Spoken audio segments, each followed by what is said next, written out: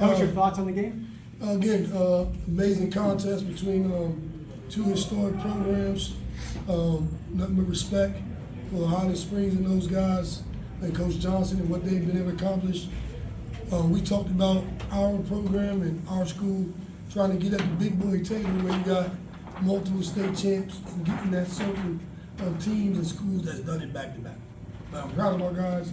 We talked about, not showing doubt. Don't have doubt. They're going to make plays. Don't let doubt creep in. We're a better team. They did that, so I'm proud of them. Couldn't be more happy to stand with them. Questions? Coach, how important was that start to the game? Always, well, you might not know, but our motto I always say to guys that interview me all the time, we feel like the game starts when we go up 14-9. Because now you're going to see what's the real game plan going to be for the other team. Because you can plan on stopping us and game planning for these guys, but you can't simulate them in practice. So once 14-0 happens, kind of force their hand. So it's always important for us to start fast, because then it kind of let us see like how the game is really going to play out as far as what the other defense is willing to live with giving us and what they're not. Cam, was that the first pass you've thrown this year? No, I was saying that was Jeff that threw. Oh, Jeff threw it? You threw No, it? my second pass. That was your second pass to throw it. Okay. Touchdown, so, yeah. Tell me about you've been running the ball so well this year, and the catch by Juju there, the one-handed. When he catches it, your reaction to it? It just feels good, being able to throw a touchdown pass to him, because last time he got messed up. So this time, being able to complete the pass and he catching it one hand and scoring, it just feels good and brought joy to the whole team. How about you, Juju, making the catch there? It was sort of a momentum changer after they had some momentum on their side. Tell me about that play. Yes, sir. I seen the ball in the air, and I knew I had to go get it, and that's what I did. I appreciate Jeff. Great pass, Brody. Is that a play you guys practice a lot? I mean, that was right on the money, Jeff. You practice making that dime all the time? Yeah, we definitely go over that in practice, at least a couple times in practice. It's not always a dime, though. It's not. We kind of joked about it this week, telling him, because last week he threw a duck out there, and we had to joke with him, don't try to be a real quarterback, just be an athlete and throw it, and let these guys, let Juju just go get it. So it was funny because, like I said, we had talked about it during the week. We felt like when we got in that set, they were going to get up and be aggressive. And what was the call there? What did you see there that made you decide to make that call then? Yeah, so we was in Monster. We was having a lot of success running. And I noticed all game the corners were off, our guys. But when we were in Monster, they were coming up challenging. And again, I don't think you can press these guys, let alone outside one-on-one with Juju playing press man. It's risky business. Defensively, did they show anything, Coach, that you didn't expect coming in, and what was kind of your adjustments you made at the break in terms of combating what they did? Well, I think, obviously they put in a game plan. It was what we thought. They added some wrinkles, moving the front around, not trying to let us ID. They were kind of changing up the read players sometime. Caused a little indecision, but again, when you can run the football, you'll work all that stuff out. And Jeff, you could tell that they were really focused on you today. Typically, we see you break those holes, and your gun was a little more difficult today for you. Yeah, because they definitely brung somebody in the box with on film. They definitely had one linebacker, and so them bringing one more in the box and respecting the run game. They couldn't stop it. They kept coming over the top of them. It was just mad time. What about that hurdle? That's something I do most of every game. Coach, what's different about him as a running back this year from your perspective? It looks like added strength is one thing that's gone to his complete package. Well, obviously, he's got bigger, faster, stronger. And then, like you said, he's our quarterback. 5 goes to running back, and it's the same thing. Again, that's what made us so talented this year. He's back, bigger, faster, stronger, but so are the rest of them. And I think you saw that, usually you can't out-athlete a Highland Springs team, and we've been able to do that no matter who we played against. And he's a part of it, but they all bigger, faster, stronger. Having to be able to move the parts around because of their skill is what, makes it hard to deal with. And Jakai, I'm sorry. Go ahead. Jakai, right? Yes. So over the last couple of weeks, we've seen you just step up week after week. So this was big for you today. Talk about what you saw on that play. I was in my zone, and then so nothing had came out, so I just kept dropping, and read the quarterback's eyes. The ball came to me, catch it to the correct. Coach, I want to ask you, 35, they scored to make it 27. One score game. They had a lot of momentum. A lot was going their way. And your team really had not been in a situation like that all year. You responded. Talk a little bit about coaching and as well as the players and the poise that was showed to finish this out. Man, amazing. It's kind of what I said, not, just to talk.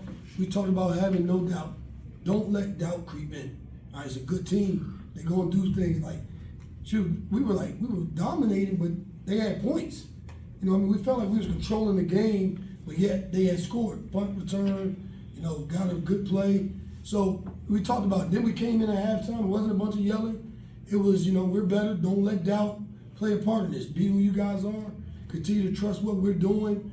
And I think you saw today, I learned when I was here in 2018 in the state championship and lost to Manchester, us getting in our monster set, when you're playing against a team that can kind of match you athletically in your spread stuff, you gotta have a run game that forces them to be sound in their run fits, which allows a Stonebridge to be competitive every year. And I felt in 2018 I didn't, as a coach, have the discipline to get in monster when we had success. And I stayed in spread. These guys showed the most unselfish you could. It was times we was in base, and he's a receiver, and they telling me to get in monster. They're like, Coach, go back to monster. They can't stop it. So that's the stuff you don't hear, the unselfishness. When you hear receivers telling you, get in what's been working, and let's grind this thing out, you got a good group. So much love and respect to those guys. And Cam, for you, this is a big game for you. This is it for you. They'll return next year. For you, this is it. You also have the other issue going on with Indiana. You may be making some other decisions. How big was this day for you today? It was big, it's at UVA. I have an OB there next weekend, so I just wanted to show out what I can do offensively and defensively. So you'll just, come in, do what I've been doing all season, just show out. Coach, this is back-to-back undefeated seasons now. How difficult is that? This isn't something you see all the time from a team to go 2 straight seasons without a loss. So how difficult is that to maintain that success? And what about this team makes it so that you guys could pull that off today? It's an amazing feeling. It's a grind, every day. We talked, we kind of tried to schedule our outest conference games to make sure we were ready for this moment. You kind of have to have good opponents in there so that you can continue to teach them and they can continue to be receptive to information. Kind of when you're running through teams, it's like everything works. So by us playing a tough schedule, even playing the St. Michael's team at the end, who we beat them pretty bad, but they're talented. They got multiple D1 kids. We had to play. We had to do football things right.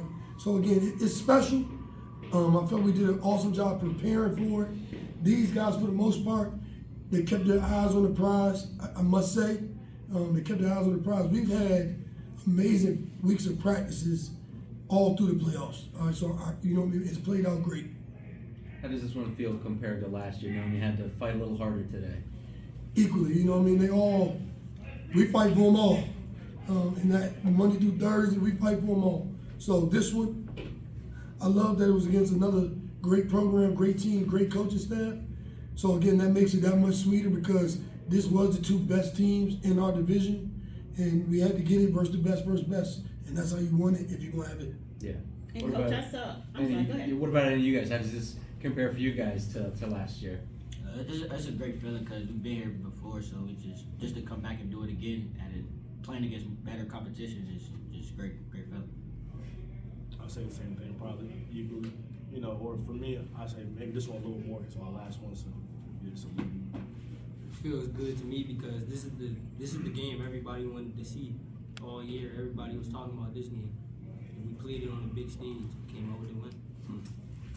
And Coach, I know, I read Coach Lawrence said one thing that he wanted to do, one of his keys to victory today was to keep this game close and then kind of wear the guys down because they played both sides of the ball mostly. How do you keep these guys in shape to go against teams with so much depth each week? You guys are so much smaller, they play both ways and they still get it done. Well, we call it, it's our mentality. It's the freedom by 40 mentality. We know we gotta jump on people. And we create that in practice every day. So people is new to people on Fridays, but they don't come out and practice either. So it's really not that much different. They'll tell you they get mad at me sometimes, when we do first defense, we make our first O-line play scout team and another scout team. So it's back-to-back, one offense after another, no break in between, to kind of simulate that pace and to keep the O-line in shape. So it's a mentality that we instill in our program. You've been around a long time. It's always that way. We don't have 100 kids, but we kind of always compare it to 300 movie Spartans. We might only got 300, but they all ready to go for this. I mean, the 34 we put out there, they gonna be good. Anything else? Cam, on your long touchdown run, I believe it was on a 4th and 1, you got the ball and there's just nobody on that side of the field. So pre-snap when you were lining up, did you think that you had a chance to house that one? I mean, obviously, yeah, always I think I house it, but I got the ball. I seen them all crash down because 4th and 1. I was like, oh, let me just bounce outside, and I bounced out when I was there, so just took off. Guys, good? All right.